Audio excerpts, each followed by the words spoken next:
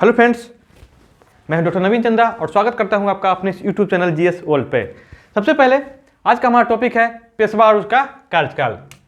जितने भी मराठा साम्राज्य में पेशवा हुए उन सभी को हम लोग आज एक साथ एक ही वीडियो में देखने का काम करेंगे, जिसमें बालाजी विश्वनाथ से लेके हम लोग बाजीराव द्वितीय तक देखेंगे, यानी कि प्रथम से अंतिम सभी को एक ही वीडियो में एक साथ अध्ययन करेंगे। सबसे पहले आज शुरुआत करते हैं बालाजी विश्वनाथ।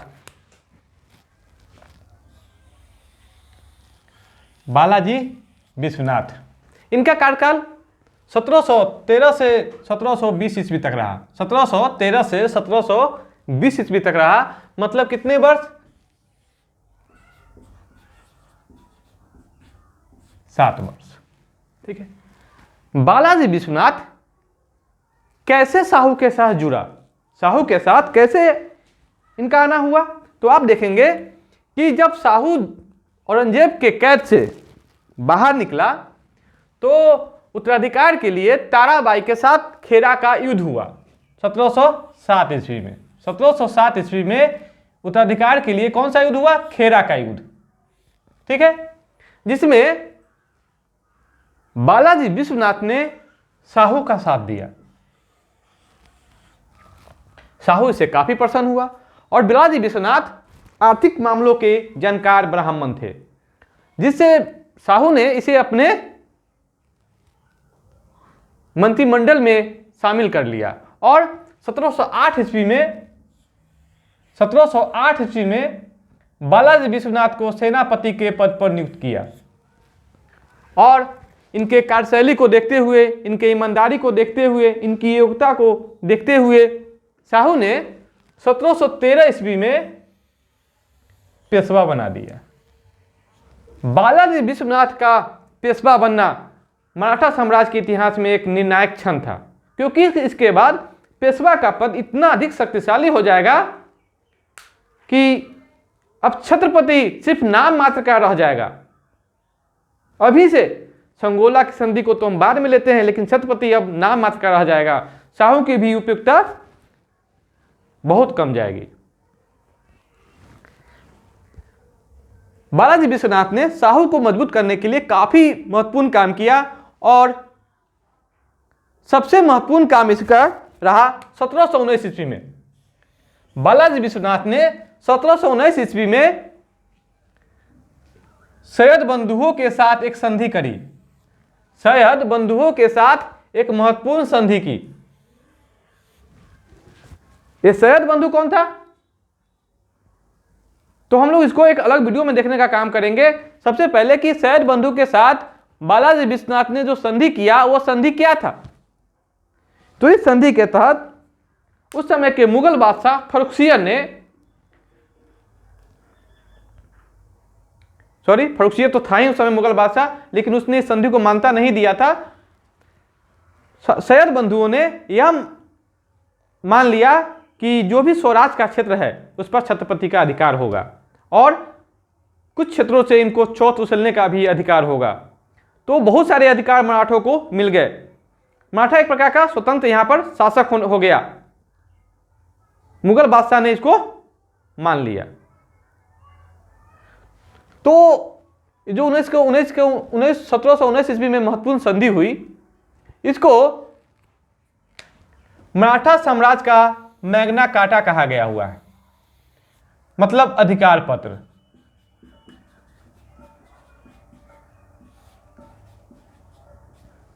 अधिकार पत्र कहा गया हुआ है।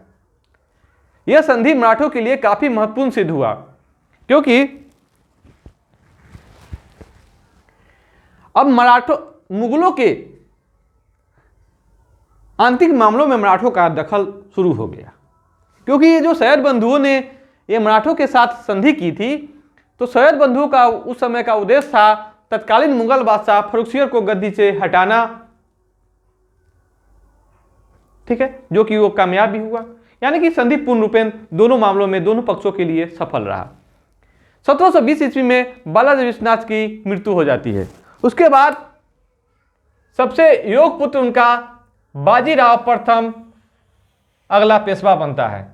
इनका कार्यकाल होगा 1720 से 1740 ईस्वी तक।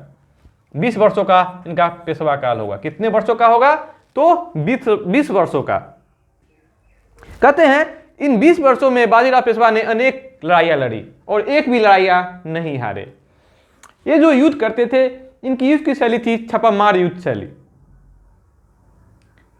और यह शिवाजी के बाद दूसरा सबसे महत्वपूर्ण लड़ाकू सैनिक हुआ मराठा साम्राज्य में।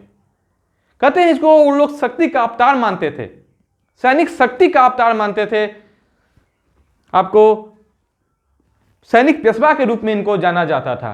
कहते हैं इन्होंने शाहू को उत्साहित करते हुए कहा भी था कि चलिए हम मुगल साम्राज्य जो कि खोखला हो चुका है उसके तने पर प्रहार करते हैं, शाखाएं तो अपने आप ही गिर जाएगी।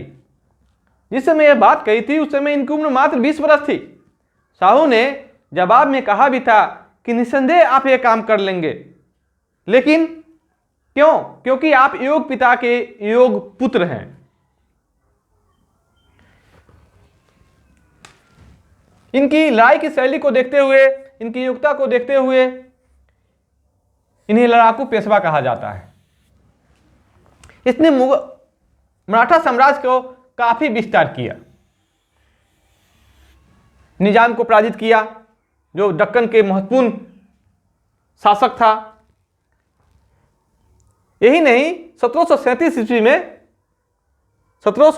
ईस्वी में बाजीराव प्रथम कुछ घुड़सवारों की सहायता से लाल किला के सामने जाके धरने पर 3 दिन के लिए बैठ गया। 3 दिन के प्रवास से उस समय के तत्कालीन मुगल बादशाह मोहम्मद शाह रंगीला लाल किला छोड़ने के लिए तैयार हो गया। क्यों?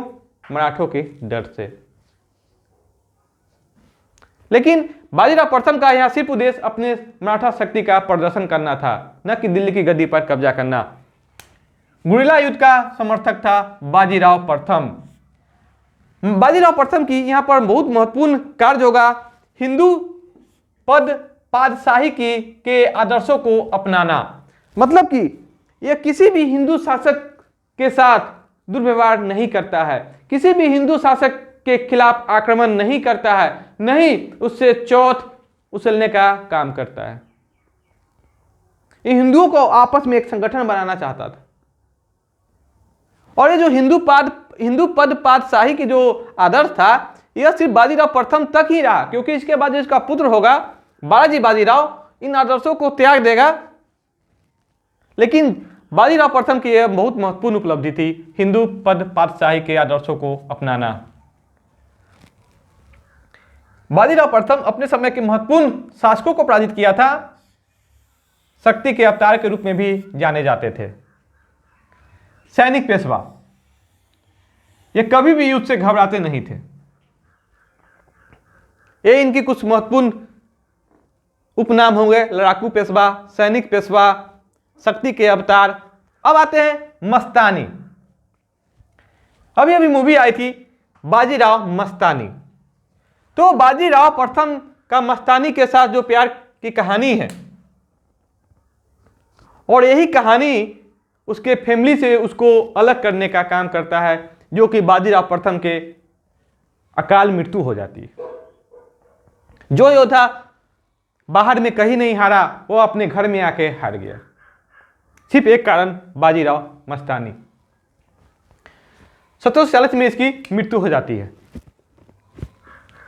उसके बाद इनका पुत्र बालाजी बाजीराव अगला पेशवा बनता है। इनका पेशवा काल 1740 से 1761 ईस्वी लगभग 21 वर्ष का होता है।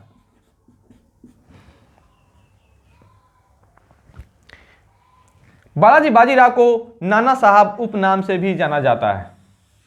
नाना साहब उपनाम से भी जाना जाता है। एक नाना साहब और भी होंगे जो 1897 क्रांति में कानपुर से भाग लेंगे और बाजीराव द्वितीय के दत्तक पुत्र होंगे। 1750 ईस्वी में संगोला की संधि होती है। कब? 1750 ईस्वी में। इस संधि के साथ उस समय के तत्कालीन छत्रपति राजा राम द्वितीय संपूर्ण शक्ति पेशवा के अधीन कर देता है। यानी कि अब जो पेशवा होगा वह मराठा साम्राज्य का महत्वपूर्ण कर्ता धर्ता हो जाएगा और छत्रपति सिर्फ महलों का महापौर बन के रह जाएगा। कह सकते हैं नाम मात्र का शासक, क्योंकि सारी की सारी शक्ति किसके अंदर में आ जाएगी? पेशवा के अधीन। बालाजी बाजीराव ने मराठा साम्राज्य का विस्तार तो किया, लेकिन इसकी सबसे बड़ी जो गलती की, इन्होंने हिंदू पद पातशाही के आदर्शों को त्याग दिया और हिंदू राजाओं पर भी आक्रमण करके छोत उछलने का काम किया, जिसके कारण पानीपत के तृतीय युद्ध में मराठों की भयंकर पराजय हो गई। पानीपत के तृतीय युद्ध में जो 1761 ईस्वी में हुई थी अहमद शाह अब्दाली और मराठों के बीच में, उसमें मराठों की भयंकर पराजय हो गई थी और इसी पराजय के शोक से बालाजी बाजीराव की मृत्यु भी हो गई। इस विकट परिस्थिति में बालाजी बाजीराव का पुत्र माधवराव प्रथम अगला पेशवा बना। इनका कार्यकाल रहा 1761 से 1772, 11 वर्षों का।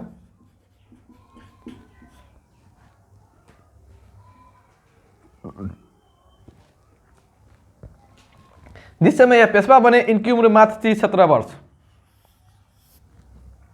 इसलिए इनको चाचा रघुनाथ राव का संरक्षण दिया गया। यही चल के आगे रघुवा के नाम से भी प्रसिद्ध होंगे, रघुनाथ राव। माधवराव प्रथम मराठा शक्ति को फिर से पुनर्स्थापित करने का प्रयास करेंगे और जो भी पानीपत की लड़ाई में इनकी प्रतिष्ठा और सम्मान खोया होगा, सारे का सारे फिर से वापस मराठों के पास आ जाएगा। 1771 ईस्वी में पेशवा माधवराव प्रथम ने सिंधिया के सरदार महादजी सिंधिया की सहायता से तत्कालीन मुगल बादशाह शाह आलम द्वितीय को दिल्ली की गद्दी पर बैठाने का काम किया। दिल्ली की गद्दी पर बैठाने का काम किया मतलब क्या? इससे पहले शाह आलम द्वितीय कहां था? तो यह इलाहाबाद में ईस्ट इंडिया कंपनी के पेंशन पर जी रहा होता है और वहीं पर निर्वासित जीवन व्यतीत कर रहा होता है। ठीक है, तो लेकिन कहते हैं 1772 ईस्वी में पेशवा की अचानक मृत्यु हो जाती है। 1772 ईस्वी में अचानक से माधवराव पेशवा की अकाल मृत्यु हो जाती है। इनकी जो मृत्यु थी मराठा समाज के लिए काफी घातक चीज हुई। क्यों? क्योंकि इसने मराठा समाज को फिर से बनाने का काम किया था। जितनी क्षति पानीपत के तृतीय युद्ध में नहीं हुई, उससे ज्यादा क्षति माधवराव प्रथम के मृत्यु से हुई। तो अब आते हैं हम लोग अगला पेशवा कौन बनेगा? तो नारायण राव।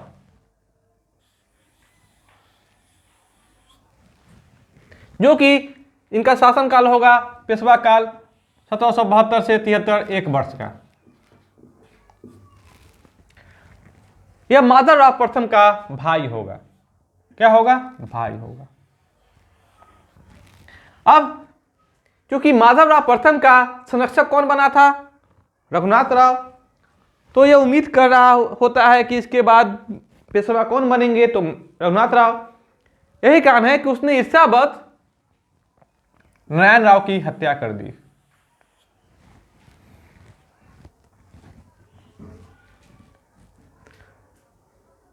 अब आते हैं जिस समय नारायण राव की हत्या की गई उस समय उसकी पत्नी विधवा जो गंगाबाई थी वो गर्भवती थी। तो उसके कुछ दिनों के बाद उसने एक पुत्र को जन्म दिया जिसका नाम पड़ा माधवराव द्वितीय या माधव नारायण राव। इनका पेशवा काल होगा 1774 से 1796 ईस्वी, 22 वर्षों। देख रहे हैं, बीच में 1 वर्ष, 73 और 74, बीच में 1 वर्ष पेशवा नहीं रहेगा। क्योंकि जो समय के महत्वपूर्ण सरदार थे नारायण फडणवीस, महादजी सिंधिया, उसने रघुवा को रोकने के लिए या रघुनाथ राव को रोकने के लिए अपनी एक अलग कमेटी बना के रखी थी।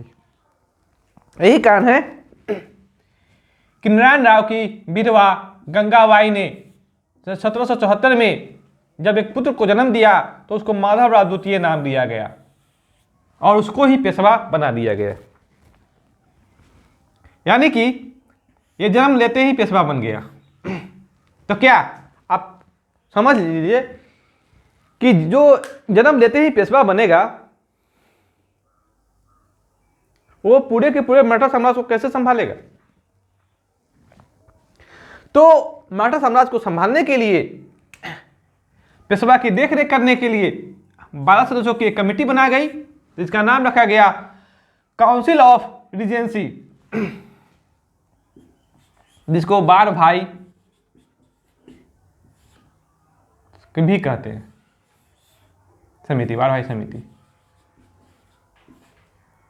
जिसके महत्वपूर्ण सदस्य नाना फडणवीस, महादजी सिंधिया। चूंकि रघुवा को फिर से पेशवा बनने से रोक दिया गया तो अंग्रेजों के पास गया और अंग्रेजों की सहायता से वो पेशवा बनने का प्रयास किया, जिसके कारण प्रथम आंग्ल मराठा युद्ध हुआ 1775 से 1782 के बीच में। ठीक है, अब आते हैं 1796 ईस्वी में। 1796 ईस्वी में माधवराव द्वितीय आत्महत्या कर लेगा। उसके बाद बाजीराव द्वितीय अगला पेशवा बनेगा 1796 से 1818, ये भी 22 वर्षों का इनका का।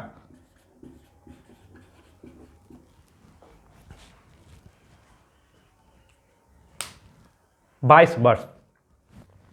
बाजीराव द्वितीय कौन था? तो यह रघुनाथ राव का या रघुवा का पुत्र था। किसका पुत्र था? रघुनाथ राय या रघुवा। बाजीराव द्वितीय यह मराठा साम्राज्य का अंतिम पेशवा था, क्योंकि इसके बाद अंग्रेजों ने पेशवा पद को ही समाप्त कर दिया। बाजीराव द्वितीय की महत्वाकांक्षा ने, अति महत्वाकांक्षा ने मराठा साम्राज्य को खोखला कर दिया और विनाश के कगार पर पहुंचा दिया, पतन के कगार पर पहुंचा दिया। इसके समय में दो आंग्ल मराठा युद्ध होंगे, द्वितीय और तृतीय। द्वितीय आंग्ल मराठा युद्ध होगा 1803 से 1806 ईस्वी। इसका महत्वपूर्ण कारण होगा 1802 में किया गया बेसिन का संधि। इस समय होलकर ने बाजीराव द्वितीय को पराजित करके विनायक राव को पेशवा बना देता है। विनायक राव तो अपने पेशवा पद के बचाव के लिए बाजीराव द्वितीय बेसिन की संधि अंग्रेजों के साथ कर लेता है, जिसके साथ ही द्वितीय आंग्ल युद्ध शुरू हो जाता है। तृतीय आंग्ल युद्ध होगा 1817 से 1818 ईस्वी के बीच में। इस युद्ध में संपूर्ण मराठा सरदारों के साथ पेशवा की भी हार हो जाएगी और अंग्रेज पेशवा पद की समाप्ति कर देगा। और पेशवा के जो राज था पूना, उस पर अंग्रेजों का अधिकार हो जाएगा और पेशवा को कानपुर के निकट बिट्ठू नामक स्थान पर पेंशन पर जीने के लिए छोड़ देगा। 1802 ईस्वी में बेसिन की जो संधि हुई थी, इसको प्रथम सहायक संधि भी कहते हैं मराठों के साथ। सहायक संधि आप समझ जाइए। सहायक संधि का अंग्रेजों में सबसे ज्यादा प्रचार कौन किया था? लॉर्ड वेलेस्ली ने। लॉर्ड वेलेस्ली ने, ठीक है। प्रथम आंग्ल मराठा युद्ध हुआ, इस समय गवर्नर जनरल था कौन? Warren Hastings.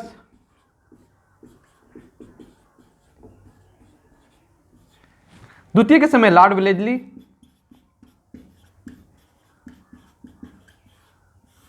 तृतीय के समय लॉर्ड हेस्टिंग्स।